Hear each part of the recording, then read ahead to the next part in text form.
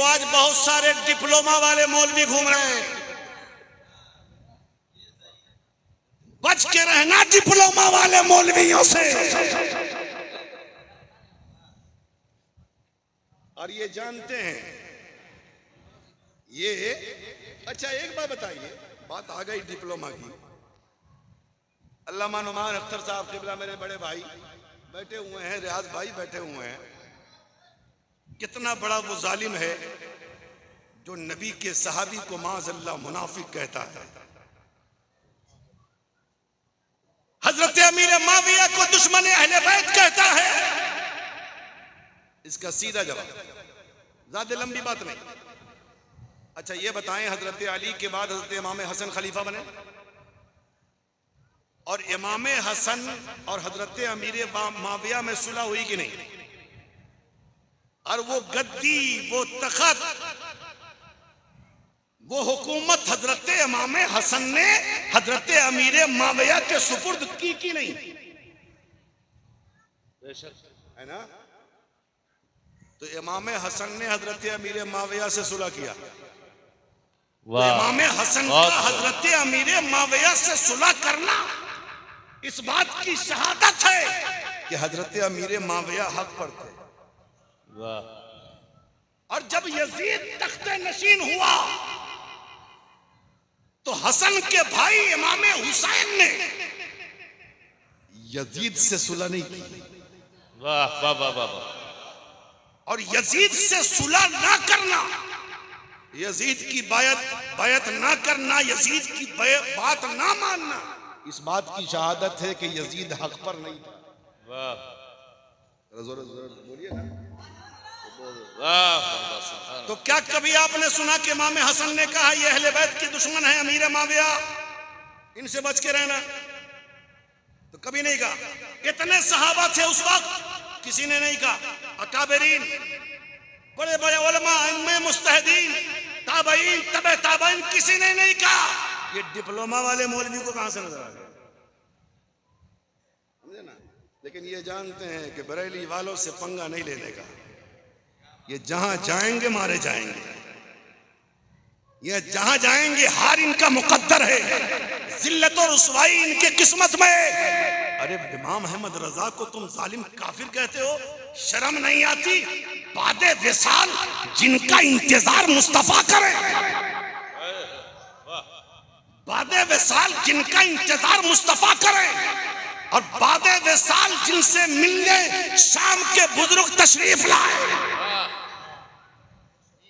उस अहमद रजा अबे तारीख उठाना रहे।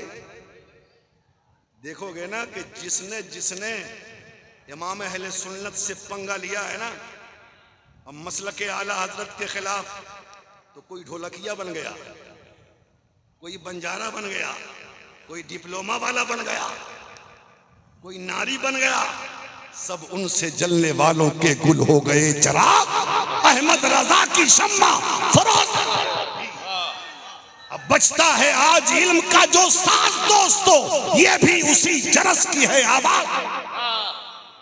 कोई हुसैन जैसा न आएगा हश्र तक, कोई हुसैन जैसा न आएगा हश्र तक। 1400 साल से है, 1400 साल से है ये ऐलान करबला।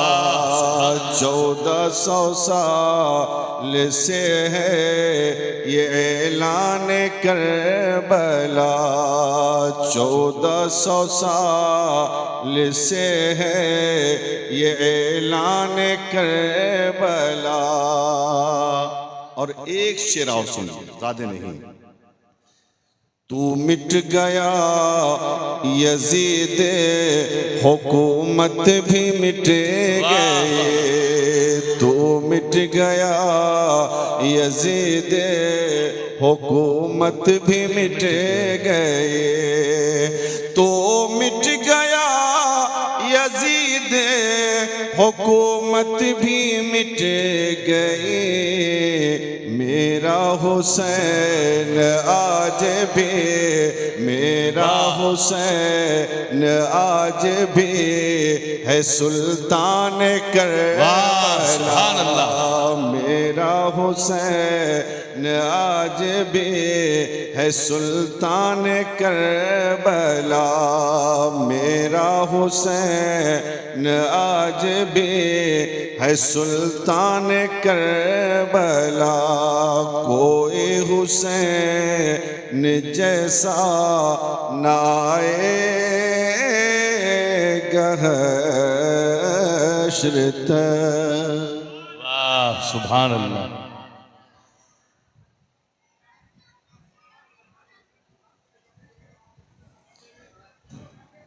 मेरे हुसैन का सजदा बड़ा निराला है। मेरे हुसैन का सजदा बड़ा निराला है।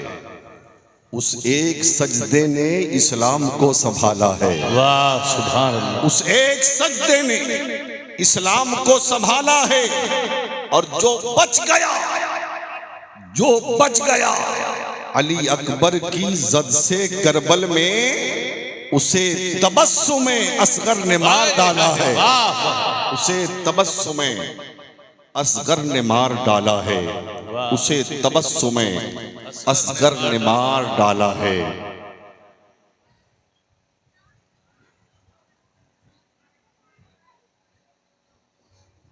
और आला हजरत अजीमुल बरकत मुजद्दिद दीन व मिल्लत इमाम इश्क व मोहब्बत इमाम अहमद रजा खां फाजिल बरेलवी इरशाद फरमाते हैं,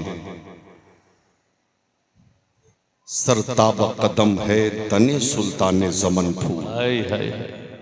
सरताब कदम है तने सुल्ताने ज़मन फूल।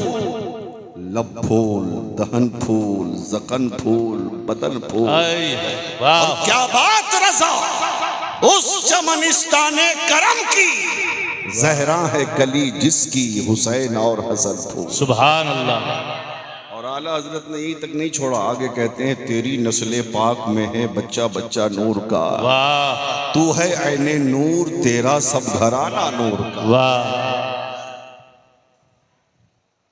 इस्लाम की हक्कानियत के लिए, कुरान की सदाकत के लिए, शरीयत की मानो मर्यादा के लिए, अल्लाह की रजा के लिए, मुस्तफ़ा की खुशनुदी के लिए, जो ईमान वाला, जो मुसलमान मैदान जिहाद में अपनी गर्दन कटवा देता है, उसे शहीद हकीकी कहा जाता है। जाहिर बात है, जब इंसान मैदान जिहाद में जाएगा, जब इंसान मैदान जंग में जाएगा और जब दुश्मनों के हमले होंगे, तो कभी हाथ कटेगा, कभी पैर कटेगा, कभी गर्दन कटेगी, कभी जिस्म छलनी होगा, कभी जिस्म के टुकड़े होंगे, कभी जिस्म से लहू निकलेगा, कभी जिस्म पे घोड़े दौड़ेंगे। लेकिन हमारा अकीदा यह है कि शहीद मारा जरूर जाता है, लेकिन शहीदों को दर्द का एहसास नहीं होता। शहीद काटा जरूर जाता है, लेकिन शहीदों को दर्द का एहसास नहीं होता। शहीदों के जिस्म पे घोड़े जरूर दौड़ते हैं, लेकिन शहीदों को दर्द का एहसास नहीं होता। शहीदों के जिस्म के टुकड़े जरूर होते हैं, लेकिन शहीदों को दर्द का एहसास नहीं होता। शहीदों के जिस्म को छलनी जरूर किया जाता है, लेकिन शहीदों को दर्द का एहसास नहीं होता। जब हमने अपना अकीदा बयान किया तो एक साहब खड़े हो गए, मौलाना ये कौन सा फलसफा समझा रहे हो? जब एक इंसान मैदान जिहाद में जाता है, उसकी गर्दनें कटती है, उसके जिस्म के टुकड़े होते हैं, उसके जिस्म को छलनी कर दिया जाता है, उसके जिस्म पे घोड़े दौड़ा दिए जाते हैं, और आप कहते हैं कि शहीदों को दर्द का एहसास नहीं होता। ये कौन सा फलसफा है कि शहीद मारा जाए, शहीदों को दर्द का एहसास ना हो, हाथ काट दिया जाए, दर्द का एहसास ना हो, पैर काट दिया जाए, दर्द का एहसास ना हो, जिस्म के टुकड़े कर दिए जाए, दर्द का एहसास ना हो, जिस्म को छलनी कर दिया जाए, दर्द का एहसास ना हो, जिस्म पे घोड़े दौड़ा दिए जाए, दर्द का एहसास ना हो, जिस्म से लहू निकल जाए, दर्द का एहसास ना हो। मैंने कहा बेगूसराय के हुसैनी मुसलमानों, मुझे कह लेने दो, मैं दुनियावी मिसाल से आपको समझा दूं कि आपके पैर में एक जख्म निकल गया, वो जख्म इतना बड़ा था कि बढ़ता हुआ आगे बढ़ गया। आपसे किसी ने मशवरा आपको दिया, जनाब तुम्हारा जख्म बहुत बढ़ता जा रहा है, किसी बड़े डॉक्टर को दिखलाओ, किसी बड़े सर्जन को दिखलाओ, नहीं तो हो सकता है ये तुम्हारा जख्म तुम्हारी जान के लिए, तुम्हारी जिंदगी के लिए खतरा ना साबित हो जाए। आप बरौनी के बहुत बड़े सर्जन के पास गए, आप बेगूसराय के बहुत बड़े डॉक्टर के पास गए, आपने डॉक्टर से कहा डॉक्टर साहब देखिए ना मेरा जख्म बहुत बढ़ गया है, दवा दे दीजिए। डॉक्टर ने जख्म का मुआयना किया, जख्म को देखा और देखने के बाद कहा मियां तुम्हारे जख्म का इलाज दवाओं से नहीं हो सकता, तुम्हारा जख्म दवा से सही नहीं हो सकता। फिर क्या होगा? तुम्हारे जख्म का इलाज ये है कि तुम्हें ऑपरेशन करवाना पड़ेगा, जहां पे जख्म है वहीं से पैर कटवाना पड़ेगा, नहीं तो नतीजा ये निकलेगा कि इसके जरासीम फैलते फैलते हो सकता है पूरे जिस्म में फैल जाए और एक दिन तुम्हारी जिंदगी का खात्मा हो जाए। अब फैसला कर लो कि जिंदगी लोगे के पैर लोगे, जिंदगी लोगे के हाथ लोगे, जिंदगी लोगे के आदाए जवारे लोगे। आपने फैसला किया और फैसला करने के बाद सोचा, फैसला करने के बाद कहा डॉक्टर साहब मैंने बगैर पैर वालों को भी जिंदा रहते देखा है, मैंने बगैर हाथ वालों को भी जिंदगी गुजारते देखा है। डॉक्टर साहब अगर पैर ना रहा तो जिंदगी गुजार लूंगा, अगर हाथ ना रहा तो जिंदगी गुजार लूंगा, लेकिन अगर जिंदगी ना रही तो पैर लेके क्या करूंगा, अगर हाथ ना रहा तो पैर लेके क्या करूंगा।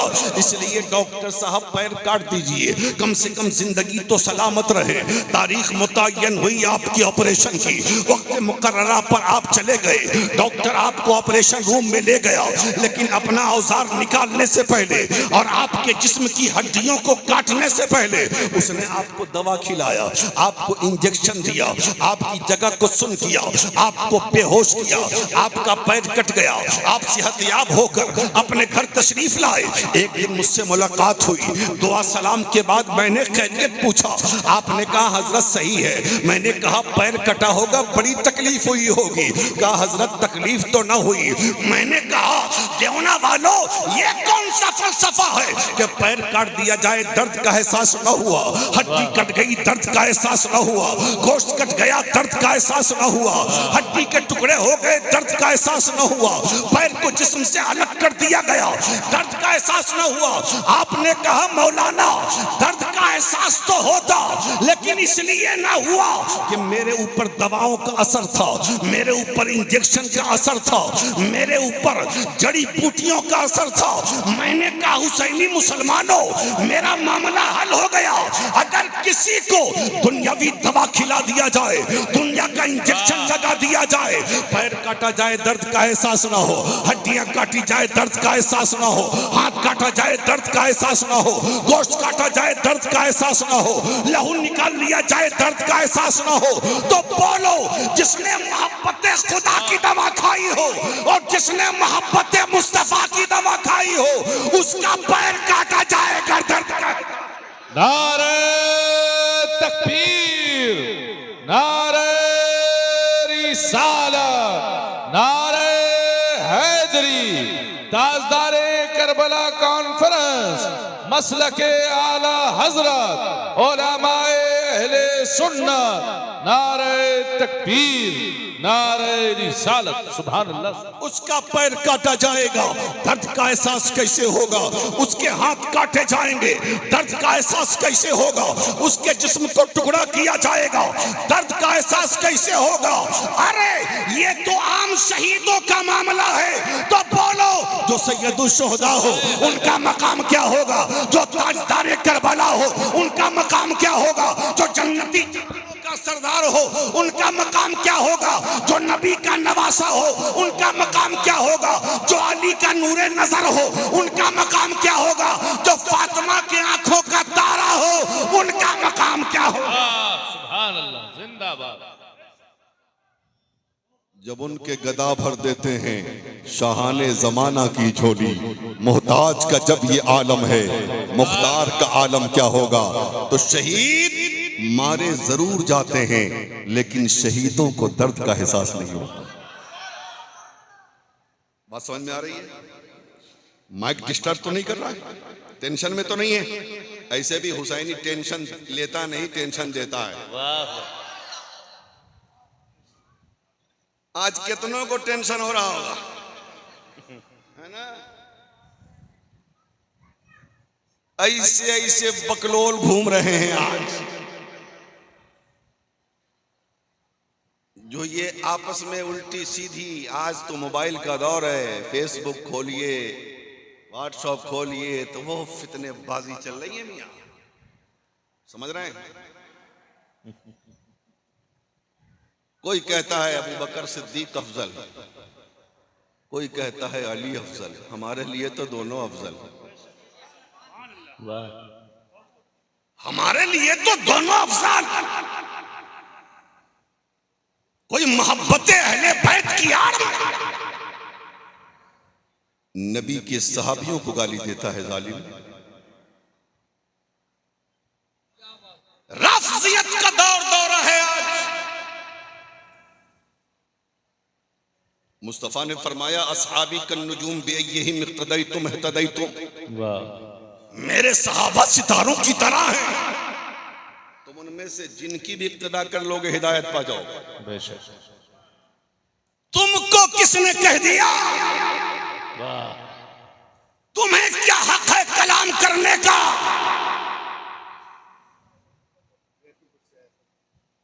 आज तक ये तो शियों की बोली है ना, ये बोली शियों की है ना। क्या अबू बकर नहीं अली अफजल?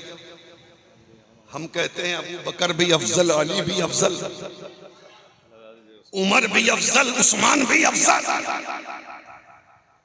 समझ रहे हैं? वाह बेटा, रख दे मोबाइल, लग कुछ बात सुन लो भाई मेरे लाल। सुन रहे, समझ रहे हैं आप? तो आज कुछ लोग ऐसे हैं जो अहले बैत के दुश्मन, और कुछ लोग ऐसे जो सहाबा के दुश्मन। जरा जोर से। कुछ लोग ऐसे जो अहले बैत के दुश्मन, और कुछ लोग ऐसे जो सहाबा के दुश्मन। समझ रहे हैं? और हम वो हैं। वाह वाह वाह। हम नबी के सहाबा से भी प्यार करते हैं और मुस्तफा के अहले बैत से भी प्यार करते हैं। वाह सुभान अल्लाह। हमारे दिल में मोहब्बत सहाबा भी है और हुब्बे अहले बैत भी। पता है क्यों? पता है क्यों? तवज्जो। इसलिए हमारे दिल में मोहब्बत सहाबा भी है, हुब्बे अहले बैत भी। क्यों? इसलिए कि हमारे दिल के दरवाजे पर बरेली के इमाम अहमद रजा बैठे हुए। वाह वाह वाह वाह वाह, सुभान अल्लाह सुभान अल्लाह। और जिस दिल के दरवाजे पर बरेली के अहमद रजा का पहरा हो, चोर नहीं घुस सकता। उस दिल में न सहाबा का दुश्मन घुसेगा, न अहले बैत का बागी घुसेगा। वाह वाह, जिंदाबाद, बहुत खूब। समझ रहे हैं?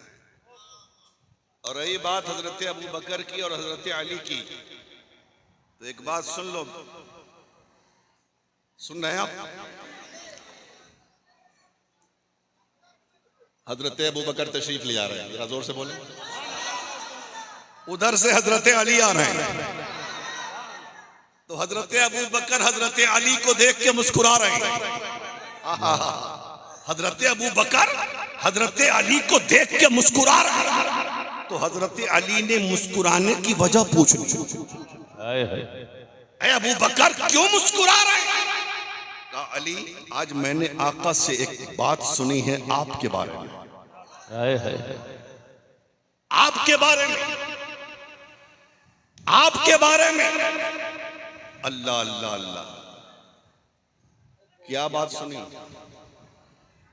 तो हजरत अबू बकर कहते हैं आका ने फरमाया कि कोई शख्स उस वक्त तक जन्नत में नहीं जा सकता जब तक कि अली उसे जन्नत का टिकट न दे दे। वाह जब तक कि अली उसे जन्नत जन्नत का टिकट न दे दे, जब तक कोई जन्नत में जा नहीं सकता। तो हजरत अली ने सुनकर मुस्कुरा दिया। अब मुस्कुरा के कहा, अबू बकर एक बात मैंने भी आपके बारे में आका से सुनी है। वाह अब वो क्या?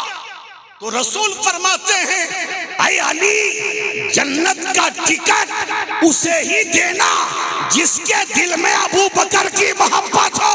वाह सुभान अल्लाह। मेरे अबू बकर के बागी को जन्नत का टिकट नहीं देना। वाह समझ रहे हैं? तो मेरे लिए अबू बकर भी अफजल, मेरे हमारे लिए उमर भी अफजल, वाह हमारे लिए उस्मान भी अफजल, हमारे लिए अली भी अफजल, हमारे लिए मुस्तफा के 1,24,000 सहाबा सर के ताज। वाह बेशक। मैं अर्ज ये कर रहा था कि शहीद मारे जरूर जाते हैं, लेकिन शहीदों को दर्द का एहसास नहीं होता। इसीलिए मेरे आका इरशाद फरमाते हैं, सारे जन्नती जन्नत में चले जाएंगे। अल्लाह ताला जन्नतियों को मुखातब करके फरमाएगा, ऐ मेरे जन्नती बंदो, तुमने नमाजें पढ़ी, मैंने इनाम में जन्नत दे दिया। तुमने रोजा रखा, मैंने इनाम में जन्नत दे दिया। तुमने ज़कात दिया, मैंने इनाम में जन्नत दे दिया। तुमने हज किया, मैंने इनाम में जन्नत दे दिया। तूने मस्जिद की तामीर की, मैंने इनाम में जन्नत दे दिया। तूने मदरसे का ताउन किया, मैंने इनाम में जन्नत दे दिया। तूने भूखे को खाना खिलाया, मैंने इनाम में जन्नत दे दिया। तूने नंगे को कपड़ा पहनाया, मैंने इनाम में जन्नत दे दिया। तूने गरीबों की मदद की, मैंने इनाम में जन्नत दे दिया। तूने यतीमों के सर पे दस्ते शफकत रखा, मैंने इनाम में जन्नत दे दिया। तूने बेवाओं की खबरगिरी की, मैंने इनाम में जन्नत दे दिया। तूने मेरी रजा के लिए अच्छे अच्छे काम किए, मैंने इनाम में जन्नत दे दिया। ऐ मेरे जन्नती बंदो, तुम्हें जन्नत में मजा आ रहा है कि नहीं? तुम्हें जन्नत में मजा आ रहा है कि नहीं? हुजूर फरमाते हैं, तमाम जन्नती कहेंगे, मौला तेरी जन्नत की बहारें बेमिसाल, तेरी जन्नत का खाना बेमिसाल, तेरी जन्नत का पानी बेमिसाल, तेरी जन्नत के महल्लात बेमिसाल। मौला तेरी जन्नत में बहुत मजा आ रहा है, तेरी जन्नत में बहुत मजा आ रहा है। फिर रब तबारक व तआला शहीदों से मुखातब होगा, ऐ मेरे शहीद बंदो, तूने इस्लाम के लिए गर्दन दे दी, मैंने इनाम में जन्नत दे दिया। तूने कुरान की अजमत के लिए अपने जिस्म का एक एक कतरा लहू दे दिया, मैंने इनाम में जन्नत दे दिया। तूने मेरी रजा के लिए अपनी जिंदगी कुर्बान कर दी, मैंने इनाम में जन्नत दे दिया। तूने मेरी खुशनुदी के लिए अपनी जिंदगी का लम्हा तक दिया, मैंने इनाम में जन्नत दे दिया। तूने मेरे नबी की शरीयत के लिए, मेरे नबी के कानून के लिए अपना सब कुछ लुटा दिया, मैंने इनाम में जन्नत दे दिया। ऐ मेरे शहीद बंदो, तुमको जन्नत में मजा आ रहा है कि नहीं? तो तमाम शोहदा एक जबान होके कहेंगे, मौला तेरी जन्नत में मजा नहीं आ रहा है, तेरी जन्नत में मजा नहीं आ रहा है। जो मजा मैदाने कारज़ार में आया था, वो मजा तेरी जन्नत में नहीं आ रहा। वाह सुभान अल्लाह सुभान अल्लाह। मौला हमारी ख्वाहिश ये है कि फिर हमें दुनिया में भेज, फिर जंग का मैदान हो, दुश्मन की तलवार हो, इस्लाम के लिए, कुरान की हिफाजत के लिए, तेरी रजा के लिए हम गर्दन देते जाएं, मौला तुझे राजी करते जाएं। वाह सुभान अल्लाह। ये आम शहीदों का मामला है। अब सैयद शोहदा का मकाम बताएं। ये शहादत कहे उल्फत में कदम रखना है, लोग आसान समझते हैं मुसलमान होना। अब वक्त कम है, चूंकि आज खुतबा की तादाद ज्यादा है, इसलिए मुझे भी वक्त का लिहाज करना है। देखिए, तकरीर समझिए। आपने आका हुसैन के बचपन के बहुत सारे हालात सुने होंगे। आपके इमाम साहब मोहम्मद तौफीक खान साहब, इतनी आलीशान मस्जिद आपकी, इतने आलीशान इमाम आपके, माशाअल्लाह। हमसे अच्छा खिताब तो मस्जिद का इमाम करता है ना? नहीं करता? मस्जिद के इमाम को अलग अलग तकरीर हर जुमा में करनी है। आपने सुना होगा ना? तो इनको मेहनत ज्यादा पड़ती है, तो इनका नजराना भी ज्यादा होना चाहिए। अब यहीं के इमाम की बात नहीं करता, मैं पूरे इंडिया के इमाम की बात करता हूं। अब मैं एक जुमला मैं पूरे हिंदुस्तान में कहता हूं जलसों में, सही खिदमत मस्जिद का इमाम करता है या मदरसे में बैठकर कुरान पढ़ाने वाला आलिम दीन करता है? बेशक। हम तो आए 1 घंटा भाजे चल, आधा घंटा सुना दिया चले, लेकिन बेचारा इमाम, वाह, बहुत खूब। बेचारा इमाम नमाज पढ़ावे, आपके बच्चों को कुरान पढ़ावे, है ना? कोई मर जाए तो जनाजा पढ़ावे, बच्चा बीमार पड़ जाए तो झाड़ फूंक करे, है कि नहीं? मदरसे में पढ़ाने वाला आलिम दीन कुरान पढ़ावे, हर सुख में, हर दुख में, हर जगह, हर लम्हा, रात के 12 बजे, दिन के 2 बजे, कभी खाना न मिले तो इमाम चूड़ा खा के सो जाए। बहुत खूब। ये पूरे मुल्क की बात करता हूं मैं, ये हमारे आलिम का जिगर है, लेकिन कभी शिकवा नहीं करता है।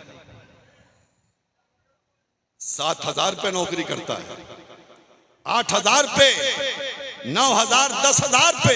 आज इमाम की तनख्वाह 10,000 से ज्यादा तो मैंने देखा ही नहीं आज तक। बड़ी बड़ी मस्जिदें हैं आलीशान, लेकिन इमाम की तनख्वाह 10,000 से ज्यादा नहीं। सही हकदार आपके इमाम है, आपके मदरसे में पढ़ाने वाला वो आलिम दीन है जो आपके बच्चों को कुरान पढ़ाता है, जो आपके बच्चों को दीन सिखाता है, जो आपके बच्चों को शरीयत सिखाता है, जो आपके बच्चों को मुस्तफा पर दुरूद पढ़ना सिखाता है, जो आपके बच्चों को कलमा पढ़ना सिखाता है, जो आपके बच्चों को नमाज सिखाता है, जो आपके बच्चों को दीन पे चलना सिखाता है। वाह बेशक। इसलिए मेरे भाई, आज सबसे सस्ता कोई है तो मौलवी, समझ रहे हैं? सबसे सस्ता कोई है तो या तो मस्जिद का इमाम है या मदरसे में पढ़ाने वाला आलिम है। कभी गौर किया? कभी सोचा? नहीं। तो मेरी कौम सोचो, आखिर वो आलिम दीन 10,000 में क्या करेगा? क्या करेगा? और उस वक्त सीना फटता है जब किसी आलिम के घर में कोई बीमार पड़ता है या वो आलिम दीन बीमार पड़ता है और कौम के सामने ऐलान होता है, फला मौलाना साहब बीमार पड़ गए, आप लोग चंदा दीजिए ताकि इलाज हो सके। बेटे की शादी करनी है तो चंदा, काश आपने पहले ही नजराना दिया होता उन्हें। अब बड़ी आसानी के साथ कहते हैं, अरे मौलाना लोगों के पैसे में बहुत बरकत है। तो हम कहते हैं कि जो आपका बेटा 50,000 कमाता है, वो 1 महीना इमाम साहब को दे दीजिए, वो बगैर बरकत वाला पैसा, और इमाम साहब का बरकत वाला 10,000 ले लीजिए, फिर देखिए कितनी बरकत है। वो बरकत उनके घर भी चली जाएगी। हाँ, जब बरकत ही वाला पैसा है तो हर महीने इमाम साहब की तनख्वाह आप ले लीजिए और अपना 50,000 इमाम साहब को दे दीजिए। वाह। तब पता चले कितनी बरकत है पैसे में। मेरी कौम, अपने उलमा की कदर करो, कसम खुदा की। अपने मदरसे में पढ़ाने वाले आलिम की कदर करो, वो तुम्हारी मोहब्बतों के ज्यादा हकदार है। और एक बात कह दूं, अगर आपने अपने इमाम, अपने आलिम के साथ वफा किया है, आपने उनको खुश रखा है, आप मर गए, आपका बेटा तो भूल जाएगा, लेकिन आपका आलिम आपको कभी नहीं। बहुत समझ रहे हैं? तो बहरहाल इन चीजों पर ध्यान देना चाहिए, अपने उलमा को खुद कफील बनाइए। तो मैं कह ये रहा था कि उलमा से आपने सुना होगा कि हजरत इमाम हुसैन का बचपन है ना, इमाम हुसैन का बचपना। इमाम हुसैन घर से निकले और जुमा का दिन है, रसूल खुतबा दे रहे हैं और पहुंच गए मस्जिद नबवी। और जो ही दरवाजे पे हुसैन पहुंचे, मुस्तफा ने खुतबा बंद कर दिया। अच्छा ये बताइए, ऐसा भी तो हो सकता था हुजूर किसी से कहते, अबू बकर मेरा हुसैन आया है उठा के लाओ, उमर मेरा हुसैन आया है उठा के लाओ, और अली मेरा हुसैन आया है उठा के लाओ, उस्मान मेरा हुसैन आया है उठा के लाओ, ऐ फला सहाबी मेरा हुसैन दरवाजे पे खड़ा है उसे मेरे पास लेके आओ। लेकिन रसूल ने न अबू बकर से कहा, न उस्मान से कहा, न उमर से कहा, न अली से कहा, न और किसी सहाबी से कहा, बल्कि मुस्तफा ने खुतबा बंद कर दिया। वाह मुस्तफा ने खुतबा बंद किया वाह और मेंबर से उतरे, मेंबर से उतरे और उतरने के बाद मस्जिद के गेट पे आए जहां पर इमाम हुसैन खड़े थे। अब खड़े थे, उठा लिया मुस्तफा ने गोद में, गोद में उठाया, नबी गोद में उठा के तशरीफ फिर मंबर पे ले गए। जरा जोर से बोले, मेंबर पे तशरीफ ले गए। अब जब मेंबर पे गए ना, अब खुतबा जो दे रहे थे नबी, वो खुतबा बदल गया, खुतबा चेंज। अब रसूल फरमाते हैं, या अय्युहन्नास हाजा हुसैन। वाह सुभान लोगो ये हुसैन है, ऐ लोगो ये हुसैन है, ऐ लोगो ये हुसैन है, फारिफूहु इनको तुम पहचानो, वाह वाह वाह सुभान अल्लाह, वफ़द्दिलूहु इनकी फजीलत जानो, वंसुरूहु इनकी मदद करो। वाह अच्छा ये बताइए कि जितने सहाबा मस्जिद में थे वो जानते थे कि नहीं ये हुसैन है? वाह वाह अरे जरा जोर से, वो जानते थे कि नहीं कि ये हुसैन है? वो जानते थे कि नहीं ये हुसैन है? और फिर हुसैन को बचपन में मदद की जरूरत क्या है? मदद के लिए फातिमा ज़हरा है, मदद के लिए अली शेर खुदा है, मदद के लिए खुद मुस्तफ़ा है, मदद के लिए बड़े भाई हसन है। फिर हुसैन को बचपन में मदद की जरूरत क्यों? तो जब तक हुसैन नहीं थे खुतबा अलग था, हुसैन आ गए खुतबा बदल। ऐ लोगों ये हुसैन को पहचानो, ये हुसैन है, इनको पहचानो, इनकी फजीलत को जानो, इनकी मदद करो। अब इसमें राज क्या है, इसमें हिकमत क्या है? तो सुनो, नबी हुसैन को नहीं पहचानवा रहे थे, बल्कि नबी तारुफ दीन का करवा रहे थे। मुस्तफा के कहने का मतलब ये था, सिर्फ इसे हुसैन मत समझना, बल्कि ये दीन है, बल्कि ये दीन है। इनकी फजीलत को पहचानो, इनकी मदद करो, इनका मकाम जानो। पता ये चला मुस्तफा फरमा रहे हैं, जिसने हुसैन की मदद की उसने गोया के दीन की मदद की।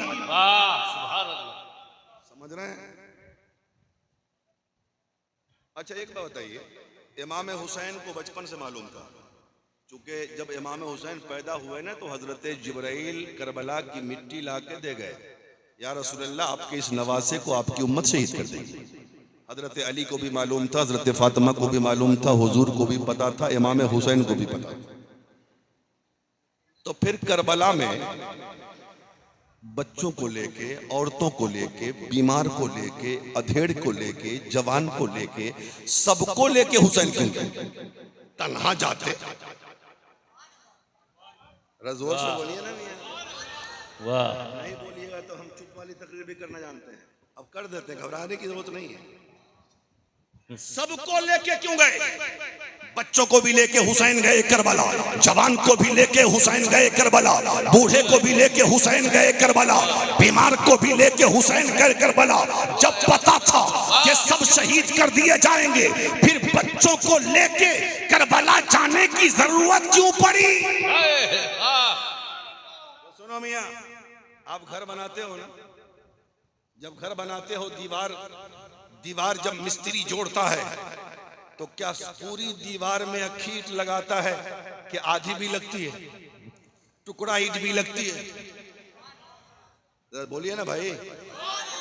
अरे आपके देवना में दीवार में आधी नहीं लगती है कि नहीं?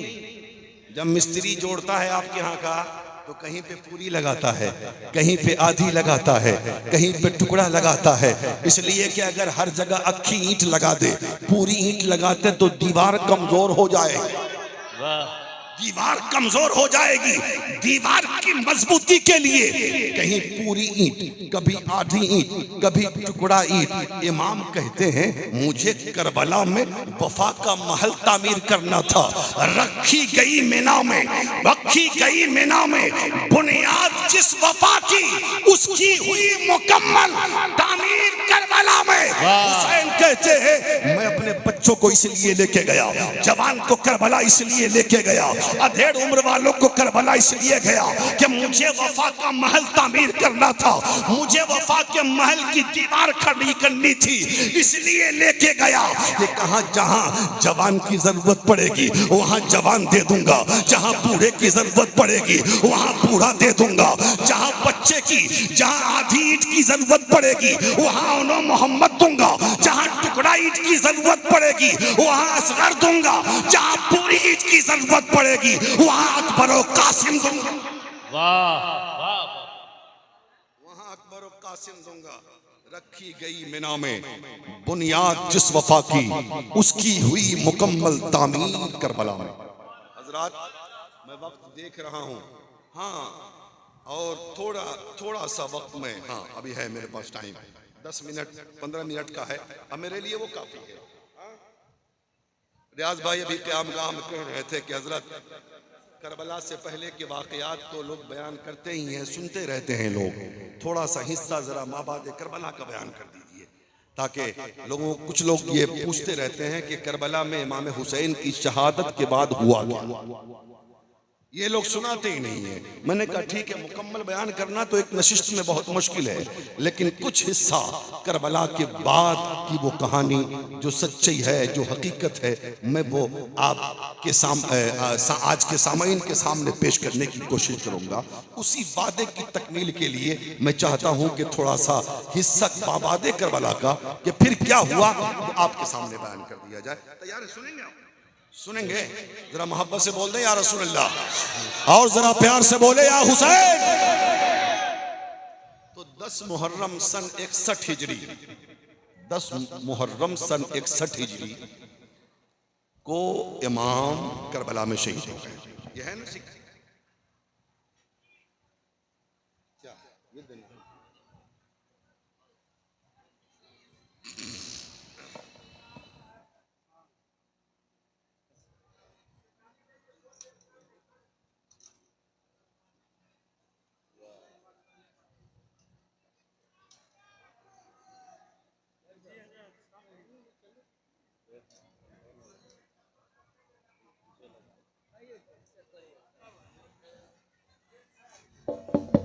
हाँ बस थोड़ा सा मेरे भाई, मेरे बुजुर्गों, मेरे दोस्तों, मेरे भाइयों, मेरे अजीज बच्चों, जरा सा थोड़ा सा, तो मैं कह रहा था कि आपने सुना होगा कि 10 मुहर्रम सन 61 हिजरी को इमाम हुसैन करबला में शहीद हो गए। गर्दन इमाम हुसैन की काट दी गई सजदा की हालत में। आमतौर पे होता है ना कि मर गया, शहीद हो गया, जिस्म से रूह निकल गई, अब कोई बात नहीं है, लेकिन सिर्फ शहादत तक जुल्म सितम का बाजार गर्म नहीं था यजीदियों का, बल्कि बाद शहादत भी जालिमों ने जुल्म करने का जो वक्त था ना उसको जाया नहीं होने दिया, बल्कि पहले तो पानी बंद किया था, खाना बंद किया था, सब कुछ हुआ, लेकिन शहादत हुसैन के बाद जो तूफान बदतमीजी यजीदियों ने किया है उसकी कोई मिसाल नहीं मिलती है। आज हमारे यहाँ कोई मर जाता है, वो बेनमाजी हो, बेरोजेदार हो, गुनहगार हो, इस्याशियार हो, कताकार हो, पापी हो, और उसे कब्र में दफन कर दिया जाता है, तो हमारे उलमा कहते हैं जब कब्रिस्तान जाओ ना तो इस चीज का ख्याल करना, किसी कब्र पर पैर न रखना, किसी कब्र पे तुम्हारा पैर न पड़ पड़ने पाए, इसलिए कि जब कब्र पे पैर पड़ेगा ना मुर्दे को तकलीफ होती है, मुर्दे को तकलीफ होती है। अब बताओ मुसलमानों, एक कब्र कितनी गहरी है, नीचे में मुर्दा पड़ा है, ऊपर में तख्त लगा हुआ है, बांस लगा हुआ है, उसके ऊपर चिटाई है, उसके ऊपर कांटे हैं, उसके ऊपर मिट्टियां हैं, उसके ऊपर कहा जाता है खबरदार मुर्दे की कब्र पे पैर ना रखना, इसलिए कि पैर रखोगे ना मरने वाले को तकलीफ होगी, पैर रखोगे कब्र वालों को अजियत होगी, पैर रखोगे कब्र वालों को बहुत दर्द होगा। अब पता मुसलमान, जब मुर्दा कब्र में है, मनो मिट्टी के नीचे है, लेकिन ऊपर से जो पैर रखा जाता है तो कब्र वाले को तकलीफ होती है। अब पता हुसैन पाक के जिस्म को घोड़े से रौदा गया, शोदाए करबला के जिस्म पर घोड़ों की टापों से हड्डियां तोड़ी गई। जुल्म सितम की यह हद हो गई कि कोई कपड़ा उतारा है, कोई कमीज उतारा है, कोई इजार उतारा है और हड्डियों को तोड़ दिया गया। तीसरे दिन जब हजरत ज़ैनुल आबिदीन का काफिला इब्ने यजीद के यहाँ से लौटा ना तो देखा कि एक छोटी सी कब्र है मैदान करबला में। हजरत इमाम ज़ैनुल आबिदीन ने पूछा कि ये छोटी सी कब्र किसकी है, तो कबीले बनु असद के लोगों ने कहा ये छोटी सी कब्र हजरत अब्बास अलमबरदार की है। बल्कि तारीख उठा के देखेंगे ना तो तारीख में ये लिखा हुआ है कि करबला में जितने लोग शरीक थे सबसे लंबे चौड़े लहीम शहीद हजरत अब्बास अलमबरदार थे, सबसे खूबसूरत हजरत अब्बास अलमबरदार थे। आज भी कब्र अब्बास पर हजरत अब्बास की कब्र पे कमरे बनु हाशिम लिखा हुआ है। हजरत ये कमर है, ये चांद है, लेकिन जालिमों ने इतने टुकड़े किए थे अब्बास अलमबरदार के जिस्म के ये कबीले बनु असद के लोगों ने उसे कपड़े में लपेट कर दफन किया था।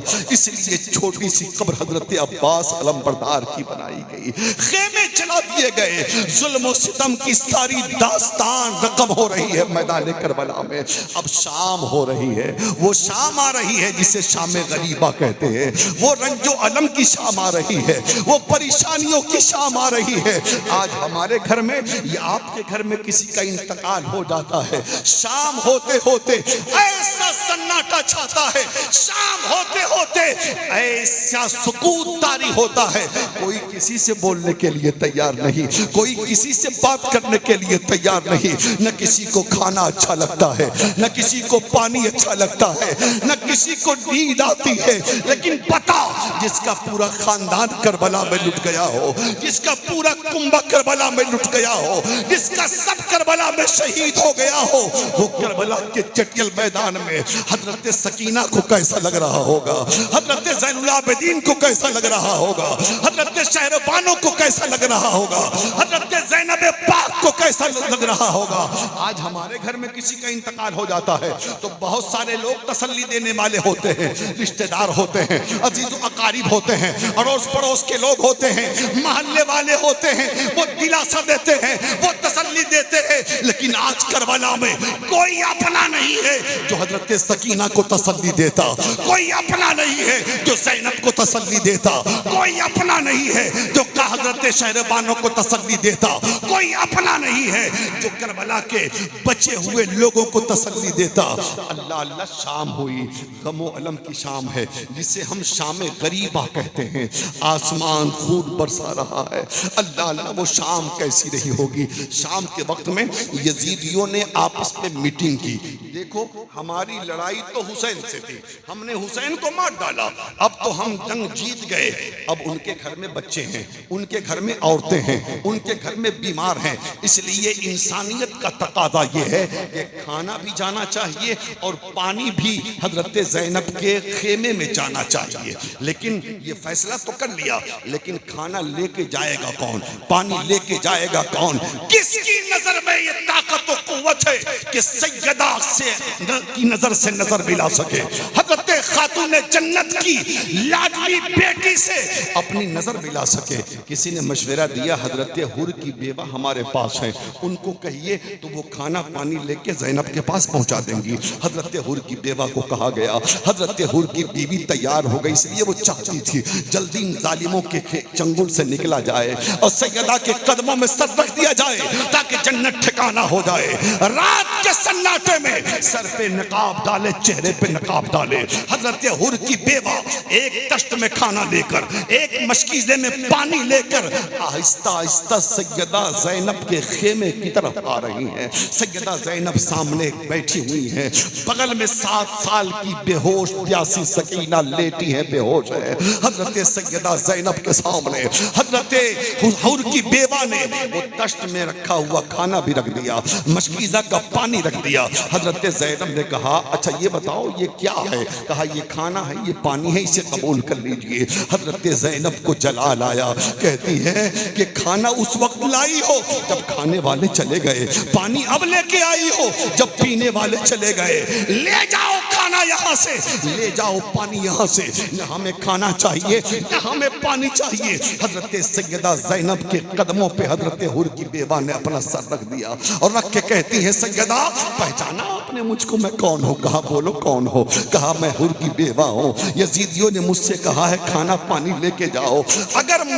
अगर आपने कबूल न किया तो ये जालिम ताना देंगे कि तुम्हारा शौहर तो हुसैन के नाम पर दीन के काम आ गया, लेकिन हुसैन की बहन तुम्हारा खाना पानी भी लेके जाने के लिए, तुम्हारा कबूल करने के लिए तैयार नहीं है। इसलिए सैयदा ले लीजिए ताकि मेरी इज्जत बाकी रहे। हजरत सैयदा ने जब हजरत हुर का नाम सुना है, आंखों में आंसू आ गए, आंखें भीग गई हजरत सैयदा ज़ैनब की। वो खाना भी कबूल कर लिया, वो पानी भी कबूल कर लिया। अब बगल में 7 साल की सकीना बेहोश पड़ी है। बगल में सुन रहे हैं ना, घबरा तो नहीं रहे? बात समझ में आ रही है? बगल में 7 साल की सकीना बेहोश पड़ी है। हजरत ज़ैनब ने सकीना को जगाया तो सकीना बेहोश है, जगी नहीं। चिल्लू से पानी लिया थोड़ा सा, सकीना के चेहरे पे मारा। सकीना ने आंखें खोल दी और आंख खोल के हजरत सैयदा सकीना कहती है, फूफी क्या चचा अब्बास नहरे फुरात से पानी लेके आ गए क्या? पानी लेके आ गए क्या? सैयदा ज़ैनब कहती है, सकीना चचा अब्बास तो पानी लेके नहीं आए, वो जामे कौसर पीकर हमेशा जन्नत के मेहमान बन गए। लेकिन यजीदियों ने खाना भी भेजा है, यजीदियों ने पानी भी भेजा है। ऐ सकीना खाना खा लो, पानी पी लो। हजरत सैयदा सकीना कहती हैं, फूफी जान पहले आप खा लीजिए फिर हम खा लेंगे, पहले आप पी लीजिए फिर हम पी लेंगे। हजरत सैयदा ज़ैनब कहती हैं, ऐ सकीना आज गुलशन फातिमा में तुमसे छोटी कोई नहीं है, पहले तुम खा लो फिर कोई खाएगा, पहले तुम पी लो फिर कोई पिएगा। जब इतना कहा हजरत ज़ैनब ने ना, तड़प के हजरत सकीना बैठ गई। हजरत सकीना कहती है, क्या कहा ज़ैनब? पहले छोटे खाते हैं फिर बड़े खाते हैं, पहले छोटे पीते हैं फिर बड़े पीते हैं। कहा हाँ हाँ मैंने यही कहा है। हजरत सैयदा सकीना ने एक छोटे से कटोरे में थोड़ा सा पानी मशकीज़े से निकाला और मशकीज़े से निकालने के बाद खेमे से निकल गई और खेमे से निकलने के बाद उस तरफ करबला में भागी जा रही है जिधर शोहदाए करबला की लाशें बेगोरो कफन पड़ी थी। पीछे से हजरत ज़ैनब दौड़ती हैं, ये सोच करके हो सकता है सुबह से लेकर शाम तक अपनों का लहू देखते देखते, अपनों का खून देखते देखते, हो सकता है दिमाग काम नहीं कर रहा हो सकता है अवसान खता कर गए हो, इसलिए आगे आगे सकीना है, पीछे पीछे ज़ैनब पाक है। हजरत सकीना दौड़ते दौड़ते वहां पर पहुंचती हैं जहां पर शोहदाए करबला की लाशें बेगोरो कफन पड़ी हुई हैं। वहां पे जाके रुक गई, कटोरे का पानी एक किनारे में रखा और लाशों को उलट पलट करके कुछ देख रही है, तलाश रही है, ढूंढ रही है। इतने में हजरत ज़ैनब पहुंच जाती है, पूछती है, बेटा बेटी सकीना क्या ढूंढ रही हो इस कटी पिटी लाशों में? क्या ढूंढ रही हो ये बेगोरो कफन लाशों में? तो हजरत सकीना अर्ज करती है, फूफी जान जब हम मदीने से चले थे ना तो एक हीरा अपने साथ लेके आए थे। जब हम मदीने से चले थे ना एक खजाना अपने साथ लेके आए थे। जब मदीने से हम चले थे ना एक हीरा अपने साथ लेके आए थे। जब मदीने से चले थे ना एक सोना और चांदी लेके आए थे, एक दौलत अपने साथ लेके आए थे। वही दौलत ढूंढ रही हो, वही हीरा तलाश रही हो, वही सोना तलाश रही हो। इतने में हजरत सकीना को एक बच्चे का कटा हुआ छोटा सा सर मिलता है। हजरत सकीना कहती है फूफी ज़ैनब, मुझे मेरा हीरा मिल गया, मुझे मेरा दफीना मिल गया, मुझे मेरा सोना मिल गया, मुझे मेरा चांद मिल गया, मुझे मेरी दौलत मिल गई। ये सर किसी और का नहीं था, ये सर 6 माह के असगरे मजलूम का था। ये सर 6 माह के असगरे मजलूम का था।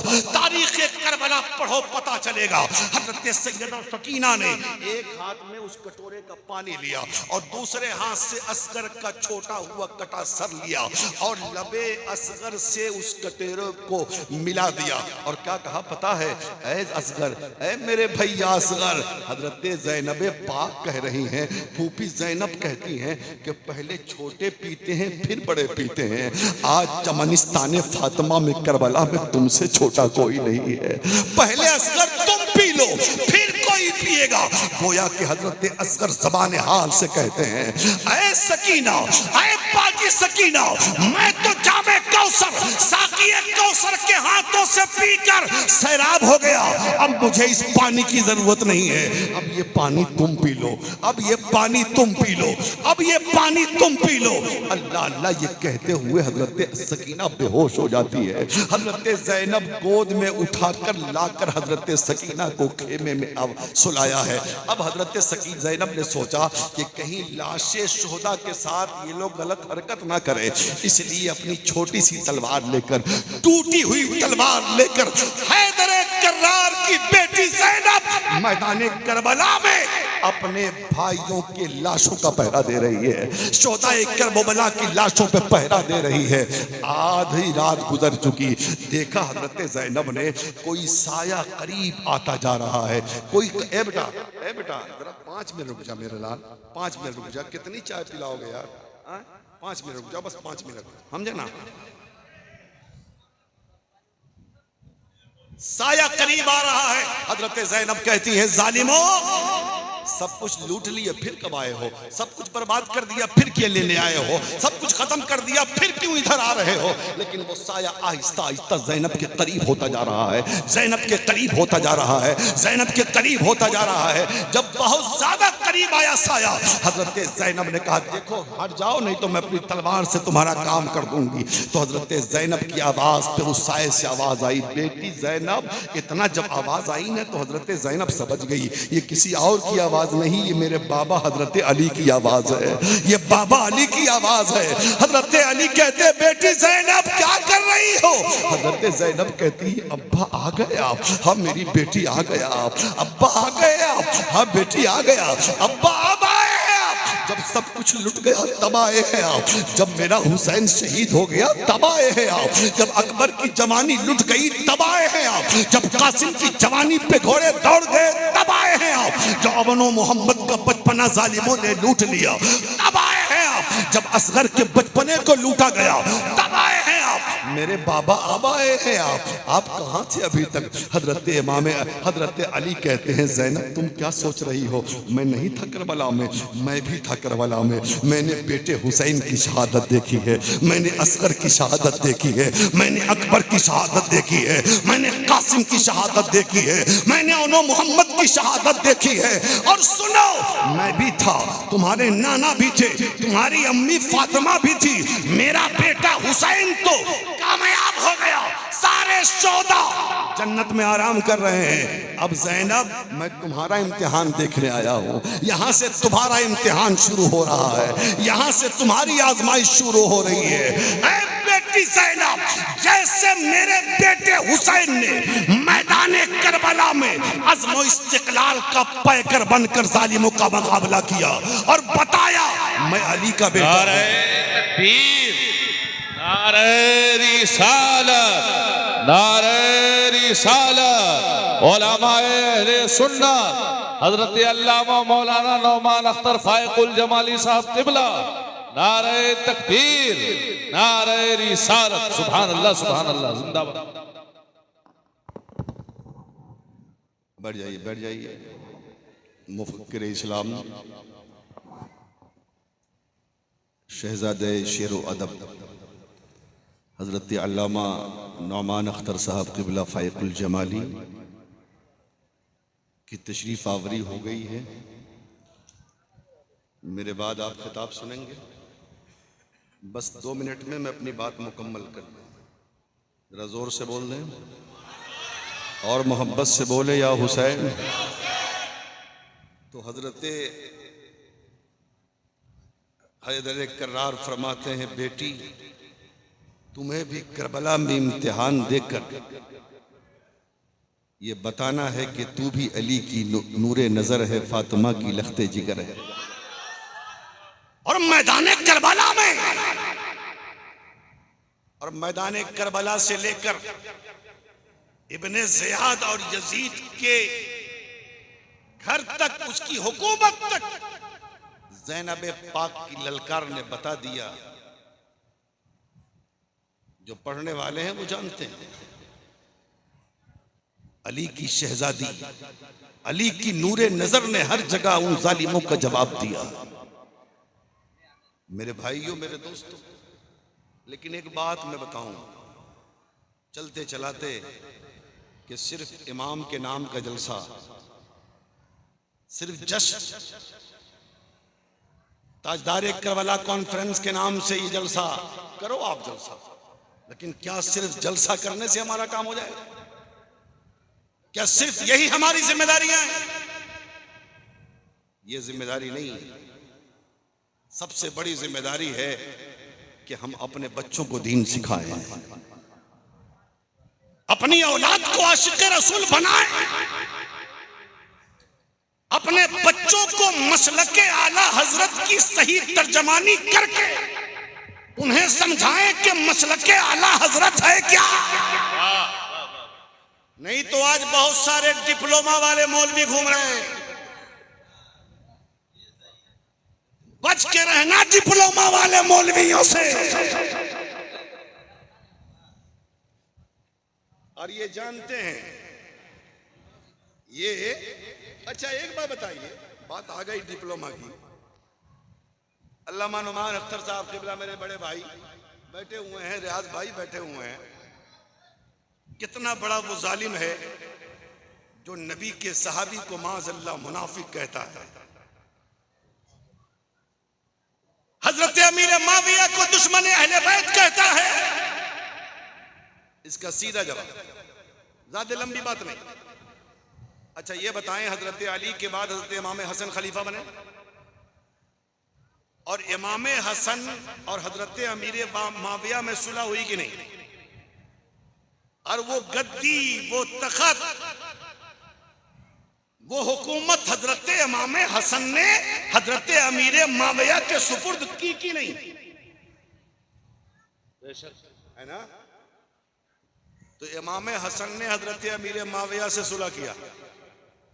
तो इमाम हसन का हजरत अमीर माविया से सुलह करना इस बात की शहादत है कि हजरत अमीर माविया हक पर थे। और जब यजीद तख्ते नशीन हुआ तो हसन के भाई इमाम हुसैन ने यजीद से सुलह नहीं की। वाह वाह वाह वाह।